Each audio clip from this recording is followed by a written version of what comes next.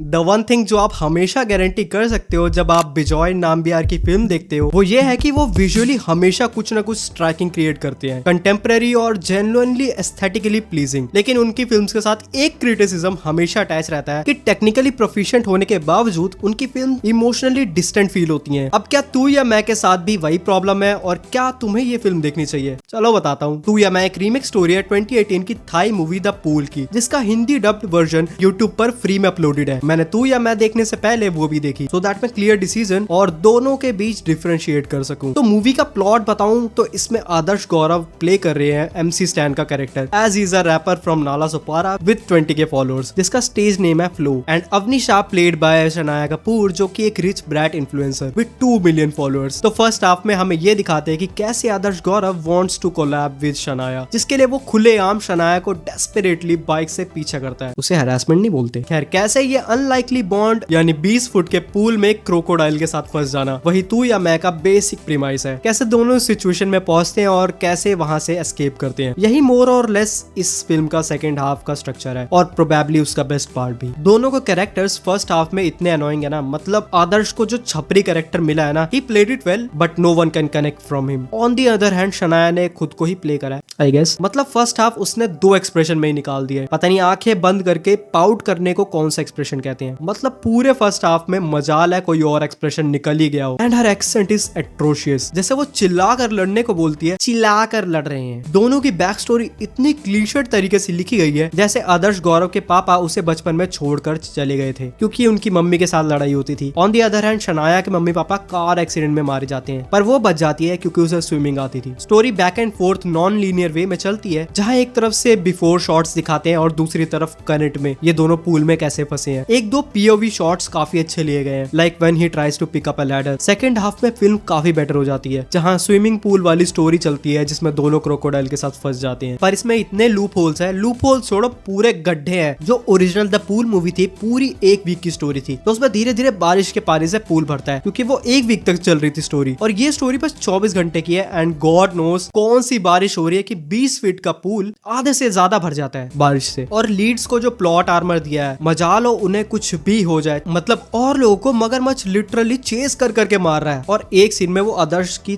टांग तक को कुछ नहीं कर पाता जबकि वो मगरमच्छ के मुंह में होती है। साउंड सस बट ऐसे ही था सीन कुछ। खैर, अगर तुम लूप होल्स को हटा दो तो स्टोरी सेकंड हाफ में ग्रिपिंग हो जाती है, तुम्हें एज ऑफ द सीट भी रखती है। बस अगर फिल्म की लेंथ 15 से 20 मिनट कम कर देते, स्पेशली फर्स्ट हाफ जहां इनकी बैक स्टोरी दिखाते हैं, तो स्क्रीन प्ले और भी इंटरेस्टिंग हो जाता। जैसे द पूल मूवी में स्टोरी पूल से स्टार्ट होती है और पूल पे ही खत्म होती है। बाकी तुम चाहो तो इसे थिएटर में एक चांस दे सकते हो, तुम बोर तो नहीं होगे इफ यू हैव टाइम, नहीं तो OTT का वेट कर लो। बाकी लेट मी नो अगर तुमने मूवी देख ली है, अपने थॉट्स कमेंट्स में बताओ। मैं मिलता हूँ तुमसे अगले वाले में। हाइप करना मत भूलना।